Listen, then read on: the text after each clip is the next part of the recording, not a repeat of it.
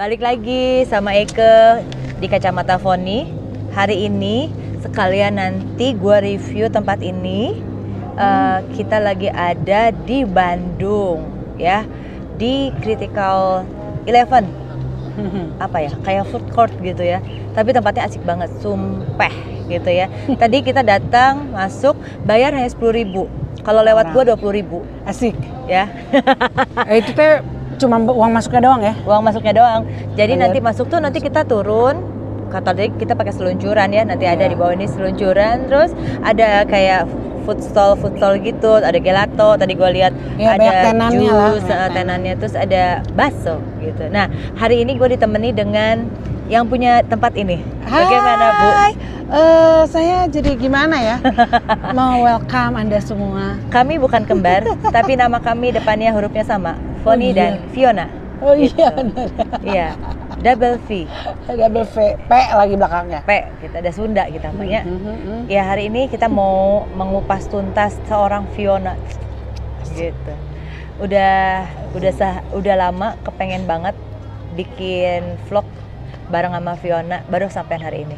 Daripada gua ngacapruk, mending aku langsung ngomong gitu. Ngacapruk. Nah, pertanyaan Nak. Makan? Yang susah-susah. Enggak, gue cuma lu jawab aja di antara dua ini Oke. ya. Makan atau belanja?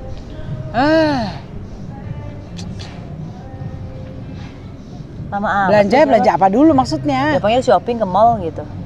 Makan atau belanja? Makan aja deh. Makan. Pantai atau gunung? Gunung. Gunung. Terus nyanyi apa masak? Masak ya? Ya kali. Salah gue ya. Lu nanyanya tuh kayak aduh merek nyanyi atau masak, itu kayak disuruh milih antara nyanyi sama masak.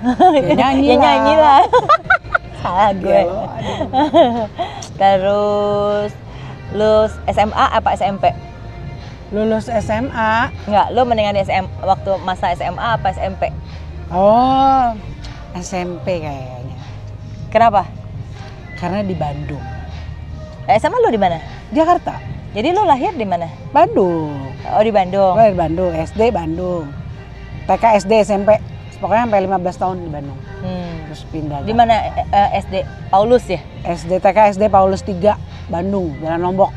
Ngomong Sunda Yang bisa yang tempat Sherina syuting tuh, dia pikir. Oh, ya itu. SD-nya gue, dia yang paling itu SD-nya gue. Terus lu waktu SD baik-baik atau super baik apa gimana? Baik banget gue waktu SD. Baik, beneran. Bager pisan orang. SMP? Nah, pas SMP tuh kan apa pancaroba ya. Oh, cuaca ya. Cuaca itu mah, Mbak. Pas SMP tuh kan akhir balik ya, kayak jati diri tuh, mulai itu bergaul, terus mulai kayak pengen pembuktian, terus ya ada latar belakangnya juga lah, terus jadi bandel lah, baung. Baungnya tapi dalam artian baungnya tuh bukan yang baung yang ngedrugs, seks bebas gitu ya, bukan. Baungnya sih lebih ke tukang gelut. Kalau teman-teman gue yang SMP mah ingat. Serius? Iya, tukang gelut. Gue suka berantem, suka ngajak berantem. Cowok pernah gue gaplok gitu. Emang tomboy banget. Gua takut kalau gitu. Parah deh. Terus? Aduh.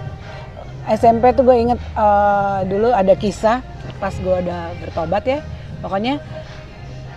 Pokoknya long short story, gue tuh diceritain bahwa ada mereka gitu dari sebuah jemaat lokal. Ya. Silahkan, kita disponsori oleh. Kepencet deh gulanya. Ya oke.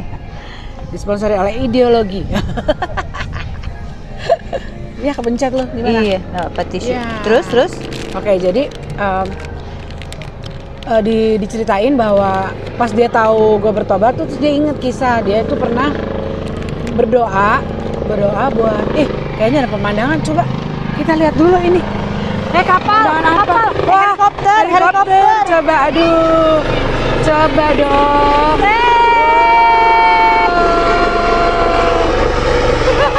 Ya, kita deket Husen banget, di Husen. Tempatnya kita tuh ada di Husen. Jadi kalau nanti selama kita ngobrol ada yang lewat-lewat, udah bukan becak lagi yang interupsi, ini kita pesawat, helikopter. kelasnya beda. Beda kelas. Beda banget. Aduh. Nah jadi terus dia cerita bahwa dia ngedoain gua sama teman-temannya lah, mereka pokoknya anak-anak adik-adik kelas ngedoain gua supaya gue bertobat gitu karena tahu gue Kristen kan. Terus tapi kok gue bandel banget, pokoknya didoain setiap hari. Pas gue didoain, besoknya pas dia ke sekolah dia digencet sama gue. Jadi dia cerita, gue sebel, gue doain Fiona, gue habis digencet katanya gitu. Dia kayak trauma pas gue diceritain gitu, gue kaget. Terus gue sampai titip pesan sama temen yang ceritain itu bahwa tolong sampaiin siapapun orangnya ngedoain gue, salam, titip salam, minta maaf gitu kalau gue pernah menyakitin. Gue ngegencet. Kalau gue tuh ngegencetnya bukan ngegencet yang kalau ada orang cantik terus gue gencet, enggak. Gue tuh kalau anak-anak yang baru terus yang belagu, yang attitude-nya songong tuh baru gue gencet. Tapi kalau dia selama tidak mengganggu stabilitas, menurut gue aman-aman aja, bodo amat, terserah dia. Tapi kalau dia udah mulai kayak legek kayak gimana gitu, mencemarkan lingkungan gitu ya. Gue gencet gitu. Padahal kakak-kakak kelas gue tuh dulu kalau ngegencet adik-adik kelasnya, ya mereka nggak seneng aja kalau lihat ada yang mau orang lagi pendiam juga. Kalau digencet kan gencet aja kan, kayak bully gitu. Kalau gue tuh ngegencetnya lebih ke jangan banyak gaya ya, paling kayak gitu-gitu. Terus lu apain lagi? Cuma gitu doang? Paling gue pas lagi nggak punya duit gitu, lapar. Palak lo? Palak, minta duit. Gitu dong. Masih uang berapa tuh yang berlaku? 1.000, 2.000, sama ada dulu itu jadi kayak mesin uangnya gue lupa namanya siapa, anak cewek. Ada juga kelas mesin dia, uang. Lu preman apa ini sih? 5.000 perak setiap kali kalau dia ketemu gue tuh, setiap hari dia kasih gue 5.000, kayak kaya banget gue. Tapi segitu. Iyalah. 5.000 tuh kayak 50.000 sekarang kali. Gila. Itu tahun berapa tuh? 86. 85, 86. Ayo udah pada lahir belum yang nonton? Jangan belum lahir. Aduh, saya setua itu ya. Coba tebak nanti di bawah ya. Yang dapat tebak nanti gue ajak ke sini. Saya kasih inisial aja, kira-kira ancer-ancer. Angka 5 sama 0, 50. Itu bukan ancer-ancer cuy. Lu udah ngambong menyatakan. Iya. Itu 2021. Ya kan gue September, jadi gue masih 50 dong, masih gocap. Belum 51. Terus kenakalan apa yang lu bikin waktu SMP? Ya itu, suka malak. Yang paling parah lah, kalau malak mah oke lah. Berantem sama, yang inget temen gue, justru gue udah gak inget. Temen gue yang ingetin, lu kan pernah berantem sama anak cowok. Pokoknya lu kesel, lu siram pakai kuah bakso panas. Bakso tuh dimakan, bukan disiram. Kuahnya. Iya. Siram. Aduh, gue sampai, masa sih gue kayak, iya lu kayak gitu. Asli gue gak inget gitu, begitu. Itu diceritain pas udah bertobat, jadi kayak, aduh, malu banget. Sama kenakalannya paling biasalah di kantin kan. Namanya kan sekolah negeri ya, SMP negeri. Jadi kalau kantin tuh rame penuh, udah tuh pas numpuk di warung ini ya udah tangan kita nyelip ngambil. Kadang beli makannya makan 3. Makan 3 ngaku 2. Terus bayarnya 1 tapi nyolong. Kacau. Tapi itu memori kan ya jadinya. Memori. Makanya memori itu menurut gue kenangan paling kalau buat gue sih SMP. Emang SMA nggak lebih menarik? SMA menarik juga, cuman kayak mungkin udah lebih ke, karena udah bertobat juga kali ya, terus kayak udah lebih ke sibuk belajar aja gitu, jadi kayak nggak gitu terlalu banyak yang gue inget sih. SMA juga, SMA temen-temen gue yang baung, cuman gue kayak ya udah nyantai aja gitu, nggak terlalu yang gue inget, soalnya udah bertobat sih soalnya, jadi kayak nggak terlalu gue inget masa-masa SMA gue malah. Terus lu berapa bersaudara? Kakak perempuan 1, sama ada adik sih 1. Cuma adiknya lain ibu. Tapi nggak serumah kan saat itu di Bandung? Enggak. Iya, ini yang di Bandung. Iya, berarti cuma sama kakak? Kakak 1, cewek. Kakak gue 1 cewek. Terus tinggal lu di mana? Waktu itu daerah mana? Masih inget tuh? Waktu kecil gue di Cikaso teh Cicahem ya. Cikaso tau nggak lu? Nggak. Cikaso lah, daerah bawah situlah pokoknya Cikaso. Terus pas gua itu TK ya, masa-masa kecil TK sampai kelas 2 kayaknya 2 SD. Terus pas kelas 2 SD pindah ke daerah deket Jalan Sumatera situ, Jalan Tera namanya. Tera gue masih tahu. Jalan Tera dulu deket pabrik tahu, ada pabrik tahu daerah situ. Nah gue tinggal situ. Terus tukang tahu nggak dipalak? Ya kagak lah. Dibelanja ini ya. Terus pas SMP, mau masuk SMP gue pindah ke Jalan Sunda. Udah, itu aja. Ingat lah gue, makanya paling berkesan. Di Bandung. Banyak kenangannya, iya Bandung. Makanya Bandung bahasa Sunda lu masih lancar ya? Iya lumayan lah, tapi kadang-kadang ada kalau yang kata-katanya udah agak gimana ya suka hilang juga. Soalnya dulu gue emang bergaulnya sama temen-temen yang orang-orang Sunda banget gitu kan, jadi ya mau nggak mau kan ketularan, jadi kental gitu. Gue bener-bener logat gue tuh Sunda pisan gitu. Terus lu udah rajin ke gereja waktu itu? Waktu kecil doang, gue ke gereja. Kecil doang, pas udah SMP itu? Waktu pokoknya sampai SD aja kelas 6, pas ke SMP udah nggak mau gereja gue. Lebih memilih, gue tergila-gila sama basket, gue keranjingan basket kan masuk klub basket di sekolah kan, tim basket sekolah. Ya udah, jadi keranjingan kan latihannya tiap hari Minggu. Ya udah, jadi gue nggak sampai suka disindir sama tante gue. Kamu itu lebih memilih untuk kebaktian basket katanya daripada itu. Gue bodo amat, gue pokoknya basket. Marketplace tante. Ya kan gue nggak ngerti, kan dulu kan gue nggak ngerti soal pertobatan. Kan menurut gue Kristen, ya gue udah Kristen. Yang bawa lu ke gereja nyokap bokap? Iya. Emang nyokap bokap aktif gitu? Iya, aktif mereka. Cuma pas SMP itu kan pokoknya gue ngalamin kejadian gak enak kan, orang tua gue kan. Jadi mereka berpisah pas gue kelas 5 SD. Nah kelas 5, kelas 6 tuh gue masih, karena mama masih ada kan. Walaupun udah pisah, tapi mama masih ada, jadi gue masih stabil. Nah begitu gue SMP, mama harus kerja di Jakarta karena dia harus kasih makan gue sama kakak gue kan, gitu. Jadi papa udah nggak ada sama-sama kita, papa juga mungkin pada saat itu udah sibuk juga gitu dengan keluarga barunya ya. Ini tapi masa itu ya, waktu sekarang sih udah nggak ada kepahitan, gue udah benar-benar selesai, sudah mengampuni. Cuma ini kejadiannya seperti itu, kenyataannya seperti itu. Jadi pas mama harus kerja, harus pindah ke Jakarta untuk dapat penghasilan yang lebih baik. Nah mau nggak mau tuh gue dititip ke tante, ada sepupunya mama. Sempat tinggal sebentar aja sama dia kayak setahun gitu. Nah pas gue naik SMP kelas 2 gitu naik SMP kelas 2. Nah gue mulai tuh tinggal cuma berdua aja sama kakak gue. Nah itu jadi kayak waktu mulai kelas 1 SMP itulah pas gue dititipin sebentar sama tante gue itu, gue mulai kayak nggak mau gereja. Bandel, gue kayak memilih nggak apa-apa lah. Itu kayak padahal gue tahu di sini gue tuh sebenarnya nggak enak gitu kalau, sebenarnya nggak enak gitu di hati gue kalau nggak ke gereja berhubungan gitu. Iya yang sama Tuhan, tapi ya gue lawan. Aduh. Terus seperti itu. Pacaran pertama kali? Wadaw. Pacaran pertama kali kayaknya seingat gue pas gue udah gede ya, pas gue udah di VOG sih. Langsung sama Bang Jerry? Enggak. Jadi itu pacar kedua. Waktu itu tuh kita pelayanan ke Belanda. Udah gue ketemu di sana cowok bule. Belanda. Bule ya, pantesan ya. Ada sedikit kalau si Vilo gitu ya. Ini hasil dari cipratan Brad Pitt. Anaknya emang bule-bule. Terus gitu. Ya, saya balik lagi kita ke cerita ke akibat dari perpisahan papa mama. Ya kan? Menurut lo ya, sebetulnya bisa nggak sih kalau perceraian itu nggak berdampak ke anak-anak? Nggak sih, gue nggak percaya itu. Bohong kalau yang bilang baik-baik aja kok, kita baik-baik kok, kita berpisah baik-baik, anak-anak juga bisa menerima.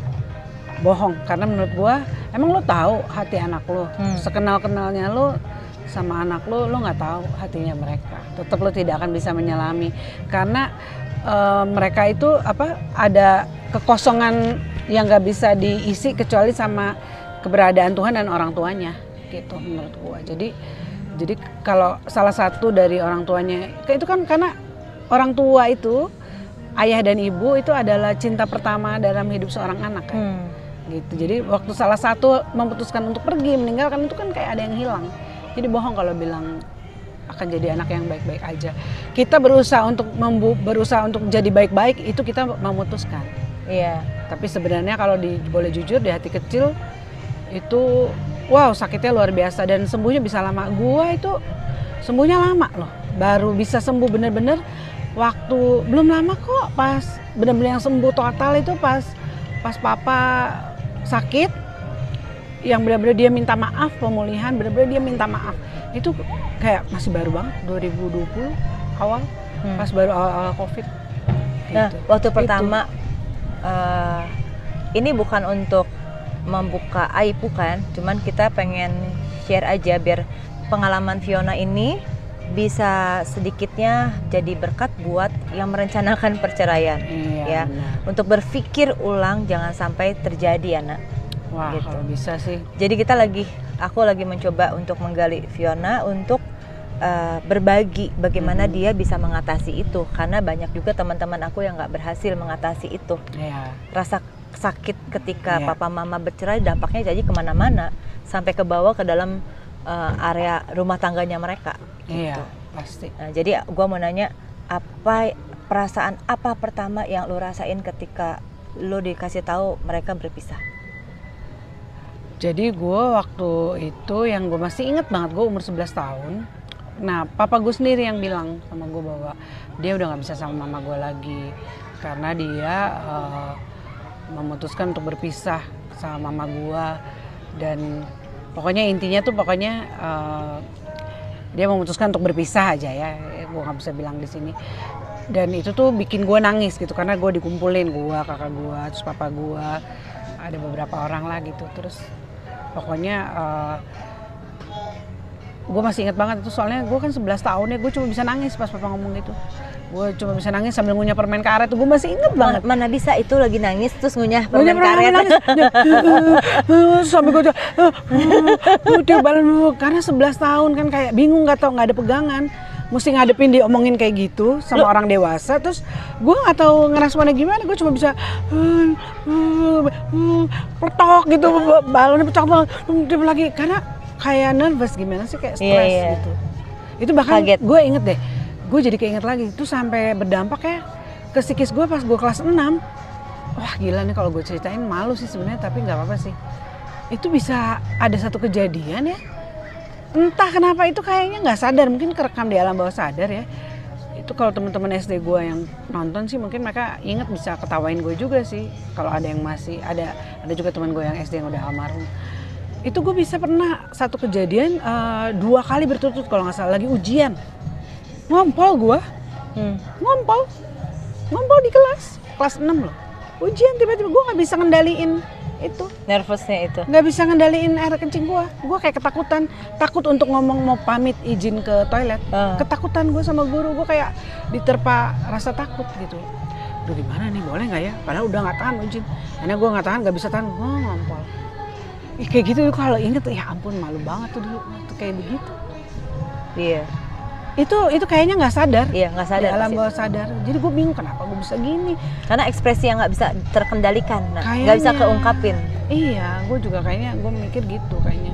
Ya lu bayangin ya kan, gue punya masa kecil di mana gue ngalamin waktu kecil ya, papa mama selalu gue dibawa jalan-jalan ke Tangkuban Perahu, terus ngerasain semuanya. Terus dulu mah artis-artis yang zaman dulu ya, sebutin deh siapa deh, Ahmad Albar, Gito Rolis, Christina Hakim, siapa deh sebutin deh. Mainnya di lu? Alfa Sesir, main ke rumah. Oh Karena iya? mereka main sama papa gue. Nah, lu mesti ceritain bokap tuh siapa? Siapa tau ada anak baru yang belum tahu bokap.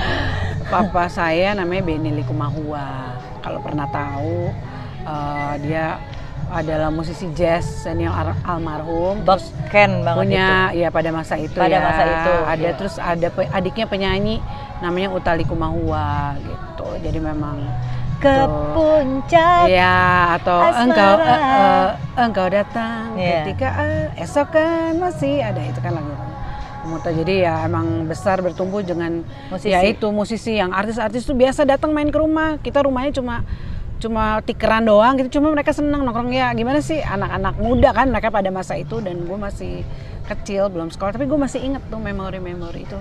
Terus kepada dateng nongkrong di rumah, makan apa adanya, mama gue siapin makan, terus happy gitu. Rumah tuh selalu rame penuh dengan orang yang suka nongkrong, musisi-musisi. Bokap lu main apa, gitar? Apa bass? Papa gue main main trombon, tapi bisa main bass. Papa gue bisa main semua alat musik, otodidak. Dia emang bakat sih, emang jenius orangnya. Master. Emang jenius orangnya. Belajar sendiri semua, bisa not balok belajar sendiri. Tapi lu deket sama bokap lu? Waktu kecil ya deket banget. Jadi waktu akhirnya dia menyatakan dia harus pergi, nggak bisa ada lagi sama mama gue, itu gue kayak hancur, tapi gue nggak bisa ekspresiin. Kan what do you expect anak umur 11 tahun harus gitu, maksudnya dia mau harus marah-marah. Karena kan gue dilatih, dididik di keluarga yang emang nggak boleh bantah sama orang tua. Kalau bicara pun kan harus lihat, kalau di orang Ambon kan didikannya gitu. Kalau ngobrol tuh harus lihat mata. Nggak boleh kalau lagi demen terus kita gini atau matanya kemana-mana. Diem aja, kalau dibilang apa juga harus iya apa, ya ma, harus jawab gitu.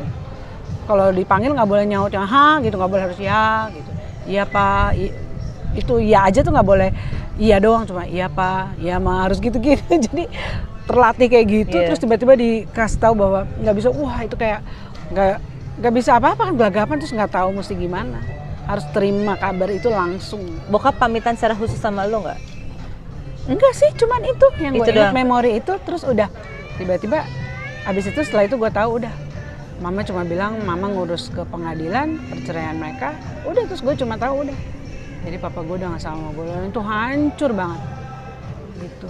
Kakak lu gimana? Wah, paling hancur. Oh. Karena dia kan anak pertama ya, anak pertama yang paling disayang, apalah ya, anak pertama lah selalu kan jadi buah hati pasangan suami istri ya di mana-mana, jadi pasti paling berdampak dia. Itu kakak gue tuh ngalamin banyak hal gitu sama papa gue, dari hancur-hancuran kakak gue. Kasihan kayak gitu. Terus setelah itu lu pindah ke Jakarta? Ya, pas gue lulus SMP, ya udah kan gue pengen ikut sama mama lah.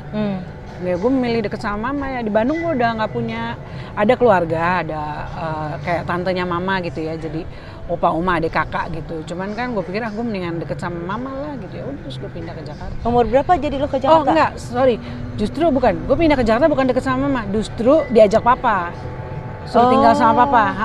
Gue tinggal sama papa sebentar, cuma kayak sekitar